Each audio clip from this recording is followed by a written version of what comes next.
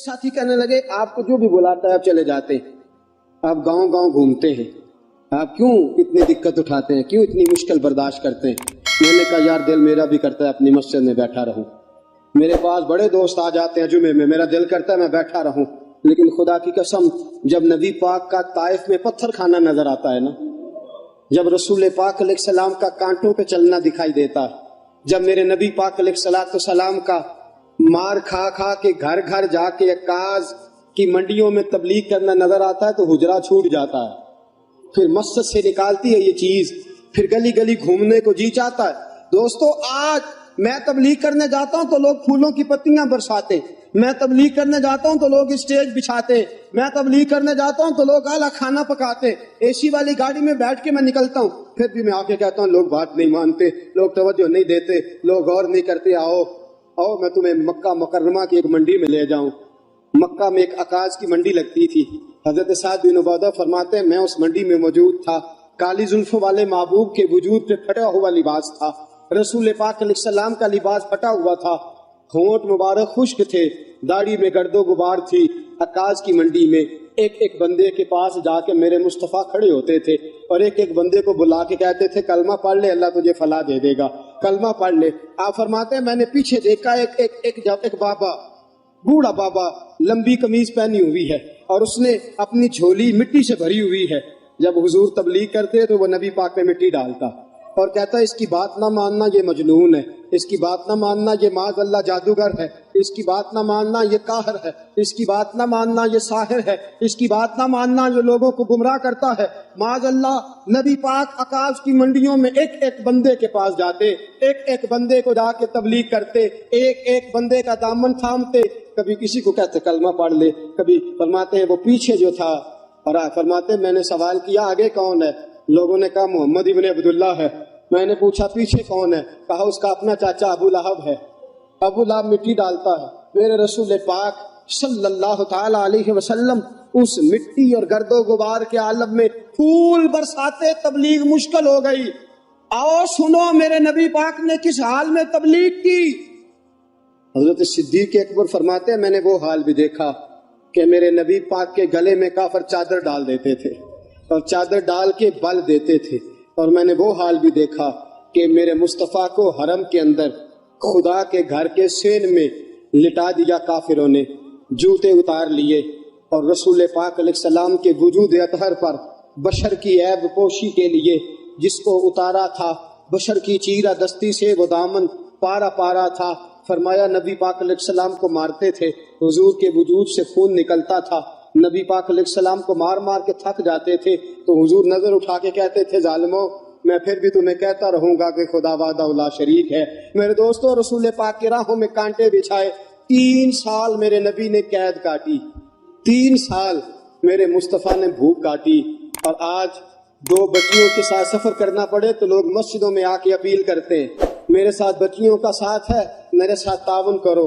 میرے نبی کی 4 بیٹیاں، شیب ابی طالب کے وہ دن، سیدہ خدیجہ الکبریٰ، جناب ابو طالب کا بڑھاپا، بچوں کا رونا، ساری رات بچے روتے رہتے، ساری رات میرے مصطفیٰ کی آنکھوں میں آنسو رہتے۔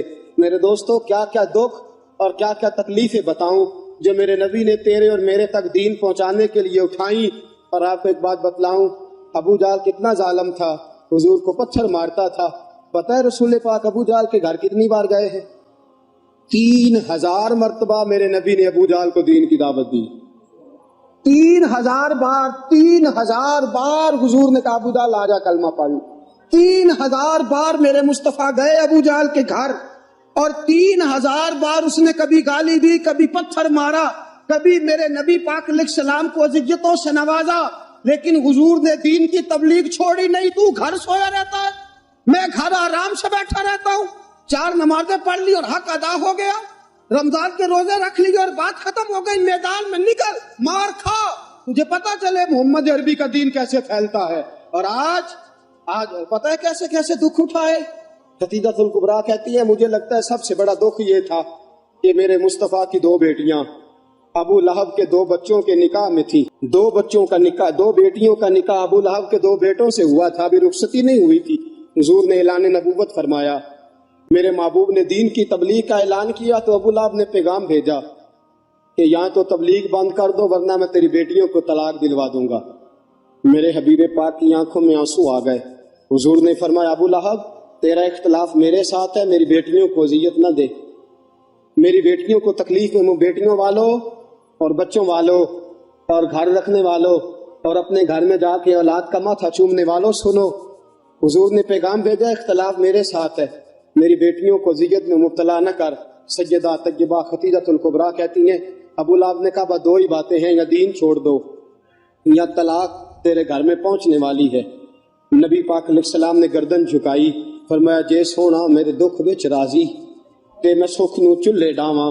میرے دوستو دو شہزادیاں بیٹیاں ابھی گھر سے گئی نہیں تھی، جب پیغام آیا نا تو سیدہ خدیجہ الکبریٰ کہتی ہیں میرے مصطفیٰ نے بچیوں کے سر پہ ہاتھ رکھا اور حضور کی نظر آسمان پہ ٹکی اور نبی کریم صلی اللہ تعالی علیہ وسلم نے آسمان کے بچیوں کے سر پہ ہاتھ نظر آسمان کی طرف اور حضور رو کے عرض کرتے ہیں یا اللہ دین کے معاملے میں اگر یہ تیری رضا ہے تو میں اس کے لیے بھی تیار ہوں، یا اللہ میں اس کے لیے۔ دوستو کیا کیا دکھ، کیا کیا تکلیفیں اور کیا کیا کٹھن مراحل میرے مصطفیٰ نے دیکھے اور یہ دین ہم تک پہنچا، کتنی اذیتوں سے ہو کے حضور گزرے، کتنی تکلیفوں سے گزر کے میرے رسول پاک صلی اللہ علیہ وسلم آئے۔ اور حضرت زید بن حارثہ فرماتے ایک دن میں نے وہ دیکھا جو میں کبھی بھول نہیں سکتا، طائف کے بازار تھے اور میرے مصطفیٰ لوگوں کو دین کا پیغام دینے گئے تھے۔ فرمایا طائف کے لوگ پہلے تو نبی پاک پہ تانے برسانے لگے، کہنے لگے خدا کو تو ہی ملا تھا رسول بنانے کے لیے، معاذ اللہ استغفر اللہ، تیرے جیسے بھکاری کوئی رسول بنانا تھا، نقل کفر کفر نہ باشد استغفر اللہ لا حول ولا قوت۔ پہلے حضور پہ انہوں نے تانا و تشنیع کی برسات کی، پھر اوباش لڑکوں نے پتھر اٹھائے۔ فرمایا وہ میرے نبی پاک کو پتھر مارتے تھے، رسول پاک علیہ الصلوۃ والسلام بیٹھ جاتے تھے، پھر وہ حضور کو پکڑ کے کھڑا کرتے تھے۔ حضور کا علم نشرہ کا سینہ لہو لہان تھا۔ فرمایا حضور کو کہتے تھے چلو، حضور قدم اٹھاتے تھے تو نبی پاک کے پیر پہ پتھر مارتے تھے، زخم لگتا تھا تو حضور پیر اٹھاتے، دوسرا پیر رکھتے تو پھر پتھر آتا۔ ان پتھروں کی برسات میں میرے نبی نے دین کا پیغام پھیلایا، ان پتھروں کی برسات میں حضور نکلے۔ طائف کی وادی سے آج بھی جا کے سوال پوچھ، طائف کا میدان آج بھی اس واقعے کو یاد کر کر کے روتا ہے، آج بھی آسمان تڑپتا ہے، ہم نے وہ منظر دیکھ رکھا ہے۔ میرے دوستو رسول پاک نے اس حال میں دین کی تبلیغ کی اور احد کا میدان لگا تو میرے نبی پاک کے دانت بھی ٹوٹے، حضور علیہ الصلوۃ والسلام کے وجود سے خون بھی بہا، لیکن حضور نے پھر بھی رو کے یہی دعا کی اللہم اہد قومی فإنہم لا یعلمون، یا اللہ میری قوم کو ہدایت دے دے، خدایا میری قوم کو ہدایت دے دے۔ میرے دوستو میرے رسول پاک علیہ الصلوۃ والسلام کی حضور نے کون کون سی قربانیاں دی، مکہ کتنا پیارا تھا حضور کو، لیکن مکہ بھی حضور نے چھوڑ دیا۔ شہر چھوڑنا بڑا مشکل ہوتا ہے، وطن چھوڑنا۔ حضرت سلطان باؤ فرماتے ہیں شالا مسافر کوئی نہ تھیوے ککھ جنا تو پارے ہو۔ میرے رسول پاک نے مکہ بھی چھوڑا دین کے لیے اور مدینے آئے تو میرے نبی پاک علیہ الصلوۃ والسلام نے دکھ اٹھائے۔ حضرت سیدہ طیبہ سیدہ زینب رضی اللہ تعالی عنہا میرے رسول پاک کی سب سے بڑی شہزادی حاملہ تھی، حبار بن اسود نے نیزہ مارا، گر گئیں، شہید ہو گئیں۔ رسول پاک صلی اللہ علیہ وسلم بیٹی کی میت پہ کھڑے ہیں، آنسو بہا رہے ہیں۔ حضور علیہ الصلوۃ والسلام وہاں بھی یہی کہتے ہیں یا اللہ اگر یہی تیری رضا ہے تو میں اس کے لیے بھی حاضر ہوں۔ میرے دوستو کئی دنوں کا فاقہ، کئی دنوں کی بھوک، کئی دن، اور حضور فرماتے ہیں سارے نبی ستائے گئے، میں سب سے زیادہ ستایا گیا۔ حضور فرماتے ہیں سارے تڑپائے گئے، میں سب سے زیادہ تڑپایا گیا۔ حضرت سلمان فارسی فرماتے ہیں نبی پاک کا چہرہ مبارک بھوک سے اترا ہوا تھا، نبی پاک علیہ السلام کو شدید بھوک لگی ہوئی تھی۔ حضور نے فرمایا سلمان 3 دن ہو گئے کھایا کچھ نہیں، چل جا ابو ذر غفاری کے پاس چلتے ہیں۔ فرمایا ابو ذر غفاری کے باغ میں گئے، جاتے ہی میں نے حضرت ابو ذر غفاری رضی اللہ تعالیٰ عنہ کے باغ میں جاتے ہوئے جناب عثمان غنی کو بھی لے لیا، جناب ابو بکر و عمر و علی کو بھی لے لیا۔ پہنچے، جا کے میں نے کہا کہ ابو ذر 3 دن ہو گئے نبی پاک نے کھایا کچھ نہیں، 2 جہاں کے شاہ ہیں، پاس کچھ رکھتے نہیں، 2 جہاں کی نعمتیں ہیں، ان کے خالی ہاتھ میں فقر اختیاری ہے، نبی پاک نے خود اس کو اختیار فرمایا، 3 دن سے کھایا کچھ نہیں۔ فرماتے حضرت ابو ذر رضی اللہ تعالیٰ عنہ کی آنکھوں میں آنسو آ گئے، کہنے لگے یار مجھے پتہ ہی نہیں کسی نے بتلایا ہی نہیں. میں تو سویرے بھی پیٹ بھر کے روٹی کھائی اور حضور اس عالم میں. فرماتے گھر گئے, ایک بکری تھی اس کو ذبح کیا, اپنی بیوی سے کہنے لگے جلدی جلدی روٹیاں پکا, جلدی جلدی سالن پکا. تجھے پتا مصطفیٰ نے 3 دنوں سے کھایا کچھ نہیں. دوستو عرب کی گرمی دنیا میں مشہور ہے. صبح کا روزہ رکھا ہے نا آپ نے, اور اب ظہر کے بعد اٹھنا مشکل ہو جاتا ہے, عصر کے بعد بولنا مشکل محسوس ہوتا ہے. لیکن میرے دوستو 3 دن کا روزہ بغیر افطاری کے روزہ. میرے نبی کریم علیہ السلام کے صحابی اپنی بیوی سے کہتے ہیں جلدی کر 3 دن ہو گئے حضور نے کھایا کچھ نہیں. آپ کی بیوی نے جلدی سے روٹی پکانی شروع کر دی, سالن تیار.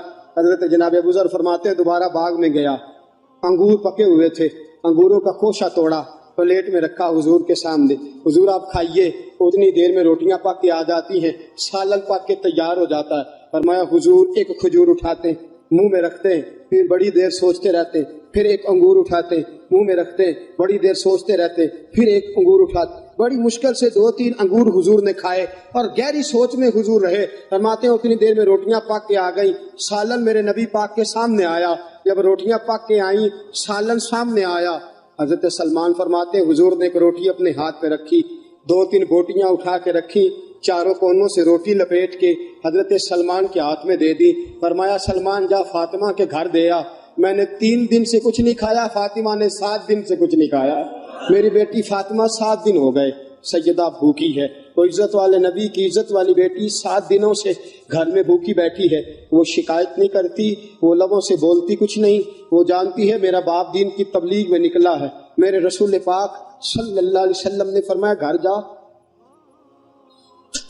اور جا کے حضرت فاطمہ کو یہ دے آ. 7 دن گزر گئے, فاطمہ کے حلق سے لقمہ نہیں گزرا. میرے دوستو حضور گزر رہے تھے, ابو جال نے پتھر مارا, میرے نبی پاک علیہ السلام کے سر سے خون نکل آیا. عبداللہ بن جدعان کی لونڈی دیکھ رہی تھی, دوڑی دوڑی حضرت امیر حمزہ کے پاس گئی, جا کے کہنے لگی تجھے پتا ہے آج ابو جہل نے تیرے بھتیجے کے ساتھ کیا سلوک کیا ہے؟ وہ سمجھتا ہے اس کا باپ موجود نہیں تو کوئی جو مرضی کرے, میں تجھے پتا ہے کیا سلوک کیا ہے؟ حضرت جناب سیدنا امیر حمزہ بھی مسلمان نہیں ہوئے تھے. کہنے لگے کیا ہوا؟ کہا آج ابو جال نے محمد ابن عبداللہ کے سر پہ پتھر مارا, ایک روایت میں ڈنڈا مارا اور سر سے خون نکل آیا. حضرت امیر حمزہ کو بڑا غصہ آیا. اپنا خون جوش مارا کرتا ہے, اپنا خون کبھی کبھی جوش مارتا ہے. حضرت امیر حمزہ مسلمان تو نہیں تھے, چچا تو تھے نا.